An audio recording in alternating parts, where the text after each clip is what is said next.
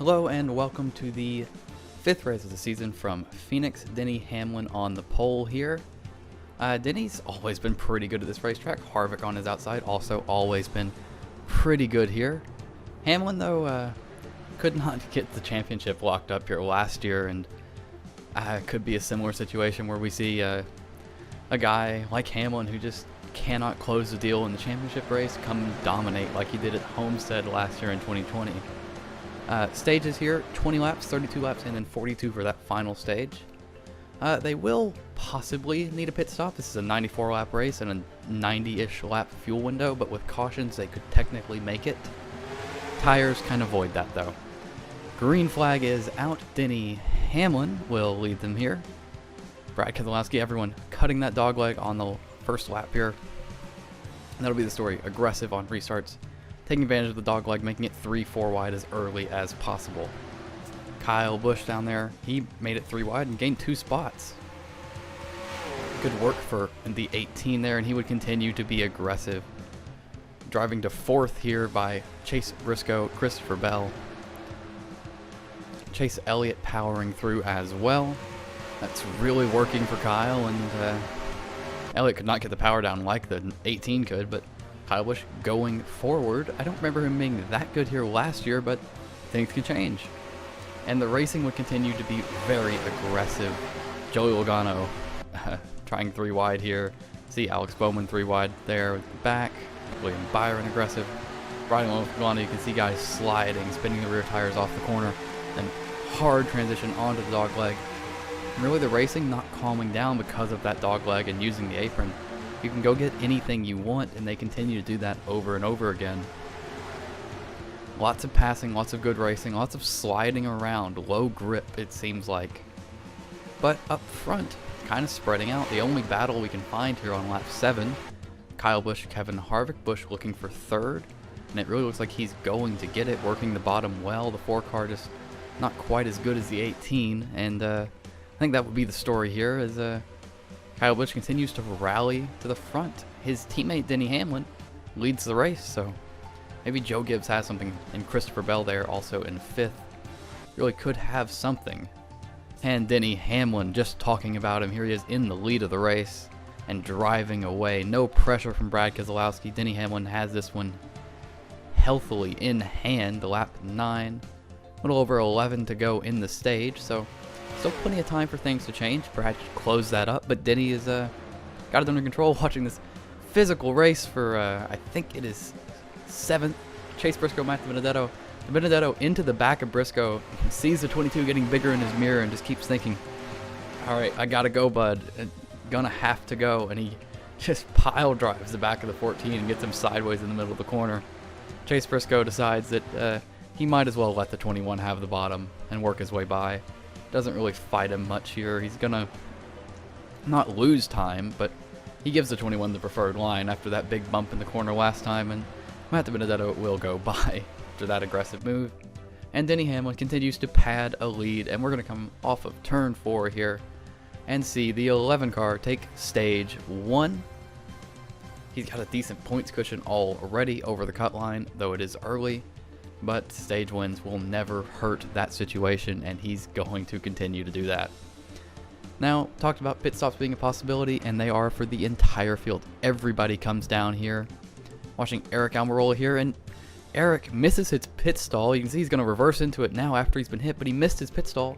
Alex Bowman crashes into the back of Eric Almirola, who stopped in the middle of pit road after missing his pit stall. I don't know if you could call that not paying attention or just a bad luck for the 48.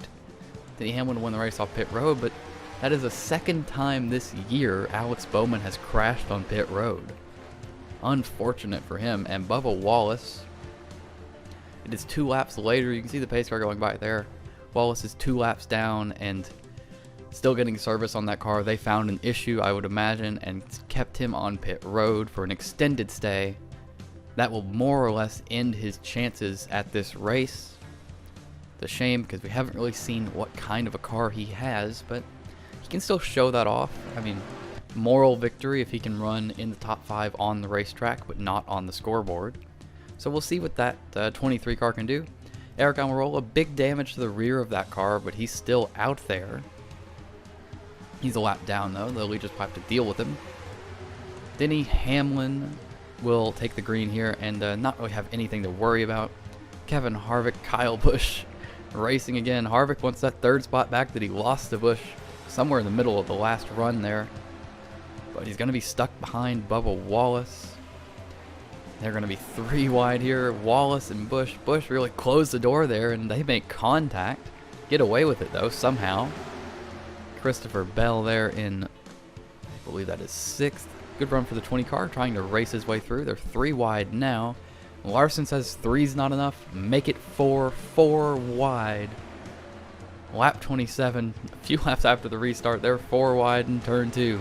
Larson has the edge on the bottom. Can he get the throttle down? Doesn't look like it. Big loose moment for the 5 car. Able to save it. They're still 4 wide. But the 2 Hendrick cars will settle it down. Neither one of them drive in very deep. Matt DiBenedetto will come out the victor of that 4 wide battle. Quite aggressive stuff. And Denny Hamlin already well out to a big lead. 2.5 on Brad Keselowski. After just a handful of laps, the 11 car is absolutely cruising today. See if anyone can make some good adjustments or find something to keep up with them. And Eric Almirola here, damaged, but he's hanging in there. He actually has top 5 speed with a torn up race car. Just more, it's got to make that team wonder what could have been had they not had that mistake on pit road.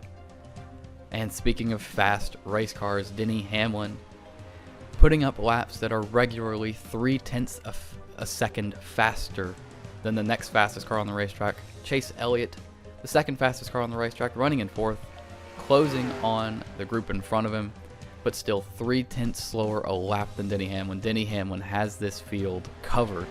We'll see if anyone can do anything about him.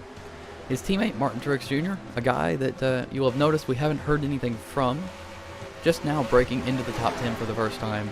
Started 16th, immediately fell back to 24th, and this 19 car has struggled to earn stage points the last couple weeks. A guy that's usually one of the best at winning stages and scoring good stage points, just not qualifying well, not running well in stage 1, and struggling to get up to the front. But getting there eventually late in races, just kind of a problem for the 19. And I mean, once again, he's there now, but he's already missed out on 1 set of stage points, and he's unlikely to get many here. This battle here for second has been raging on for a while. Kevin Harvick's going to finally get by Brad Keselowski. Eric Almirola is still hanging in. And just if you want to see what a 6-second lead looks like, there went Denny Hamlin, and here comes Kevin Harvick. That is the entire backstretch. The rest of the field pretty tight. You see some 3 wide battles there. But Denny Hamlin has this field covered, and the least shocking thing of the day, Denny Hamlin will win stage 2 at Phoenix. Sweeping both stages. We'll see if he can win the race, but that'll be a different challenge. Coming around to the restart here, additional lap car. Now we got 3 on the bottom there for the leaders to deal with, but really the main thing is just going to be trying to hang with Denny Hamlin. We've not had any cautions for cause today, but I feel like Harvick's got to be hoping for restarts. All of these guys got to be hoping for lots of restarts, so chances for Hamlin to make a mistake, because that car on green flag runs is unstoppable. And looking back here, Chase Elliott, DiBenedetto gets really loose in front of him. That's going to let Chase Elliott drive that number 9 car to 3rd and settle in. We know the 9 is the second fastest car here, so maybe he can do something now that he's in 3rd. He needs to get by Harvick. We'll see if he can do that. Eric Almirola will make that difficult. And riding along with Hamlin here, we can just see, watch here how much Denny pads the gap on corner exit. You see the 4 car get smaller and smaller. Good run for Matt DiBenedetto here on a different subject. He is running 4th, right behind Chase Elliott, working on Bubba Wallace now, the lapped car. But a good run for DiBenedetto, and he needs them. He does not have a ride locked up for next year, so this is quite valuable to go out and put up top 5s, and he's got the car, he's managed it well, and he might do something today if he can just find a way to challenge the 11, but even a top 5 is good. Brad Keselowski, we saw him racing for 2nd not that long ago, but fallen outside the top 10. The speed has disappeared from the 2 car, as has as it has with his Penske teammates as well. You see Blaney in front of him. Joey Logano stuck on the outside going backwards. Penske cars not working on the long green flag run here. One car that is, though, Denny Hamlin. 2 seconds already. About 10 laps after the restart. Lap 66 of the race. Still a good ways to go, but that 11 car has it covered. And one thing he won't have to worry about is Chase Elliott, because this 10 car of Aric Almirola just continues to challenge the 9. And it's really helping Kevin Harvick as well. Harvick is not faster than the 9 car. In clean track, the 9 is a couple tenths a lap faster than the 4. But racing with Aric Almirola, Almirola can hold the 9 car back, consistently using that high side to pinch down the 9 and slow down his lap time and prevent him from closing to his teammate Kevin Harvick. Looking at Kyle Larson here. Kyle working on Matt DiBenedetto racing with Bubba Wallace, another lap car that Bubba has great speed. It seems like he's able to hang in the top 5, so really disappointing that he had an issue on, they found an issue on pit road, went a couple laps down, but still, moral victory. That car is very fast. They've got something here. Look at Kyle Larson on the boards. I think he was about to groove off the wall, the highest we've seen anyone today, and he's going to make it work. He gets by Martin Truex Jr. He's going to get all the way alongside the 21, and high side has the leverage off the corner. Give that spot to Larson as well, making the high side work. What a shot, Kyle Larson on the boards. And proof that not just anyone can do it. Matt DiBenedetto tries to go up there, loses a ton of momentum. He's going to lose the spot to Martin Truex Jr. and give Joey Logano a chance to challenge. That is why it's difficult, and that's why Larson is so good. But Larson made it work, moved the 5 car to 4th. He can go try and chase down Chase Elliott. Meanwhile, Denny Hamlin has caught lapped traffic, and that's been a story the last few weeks, but I don't think it's going to matter too much today, because it's likely that Denny will be the only car that catches lap traffic. He is 6 seconds ahead, just a little over 10 laps to go, and he will probably be the only one of the leaders to catch traffic in this race. So, really, he could do anything. He could not pass them and probably still win. Kyle Larson worked his way by Chase Elliott for 3rd, and now he's going to someone can finally clear Aric Almirola. It took the entire green flag run, it feels like, but Aric Almirola finally passed. That damaged car has really done a great work for Harvick, because Harvick is not faster than these Hendrick cars, but they're not going to catch him. There's just not enough laps left to close the gap that Aric Almirola has held up these cars for. I mean, sure, they can close, but it just isn't enough. And they'll race amongst themselves for 3rd anyway. Chase Elliott going to look for the spot here, and he's going to get it a little bit better than the 5 car on the bottom. And he's able to hang there on the quarter panel and challenge him down into turn 3. Yeah, I think that is turn 3. It is turn 3. I remember this racetrack. Gosh, I hate they changed it. But Chase Elliott clears himself here for the spot. 3 laps to go. And coming to the white flag here, Denny Hamlin take the white flag in traffic with a 7-second lead. Denny Hamlin, well, I guess this goes to show that he can dominate anywhere as long as it is not a championship race. When there's no consequences for not running well, Hamlin can win at these kind of racetracks. He's great at Phoenix, great at Homestead, but could never finish the deal when it mattered.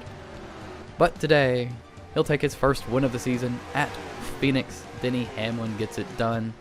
And we'll stay on this shot just so you can see how much he won by. Hey, there's Kevin Harvick about 8 seconds later. And the rest of the field shortly thereafter. A dominating performance for Denny Hamlin. Absolutely destroyed this field. That'll move him to 3rd in the points and lock him into the playoffs. It also gives him a lead on a stat here. The 122nd lap led this season was that last lap there, and that's the most of any driver. He also started on the pole, won both stages, and won the race. So I think that is, what is that called? A Grand Slam? I'm not sure. I don't know.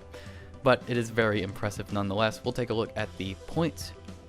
As I mentioned, Denny Hamlin up to 3rd, locking himself in with a win. We have 4 playoff-bound drivers right now. Those are the guys in green. The ones in yellow you see, they have a race over the cut line. We have a large collection of guys who sit in about the 30-40 range. They're safe. Guys like Almirola and Bell. Austin Dillon continues to put together a good, consistent season there in 12th plus 30. Kurt Busch as well. And looking down, Daniel Suarez, Bubba Wallace, both will fall out of the top 16, but Denny Hamlin will be the one burning it down. If you enjoyed this video, leave a like, comment, subscribe, and that'll be it. Thank you guys so much for watching, and have a good one.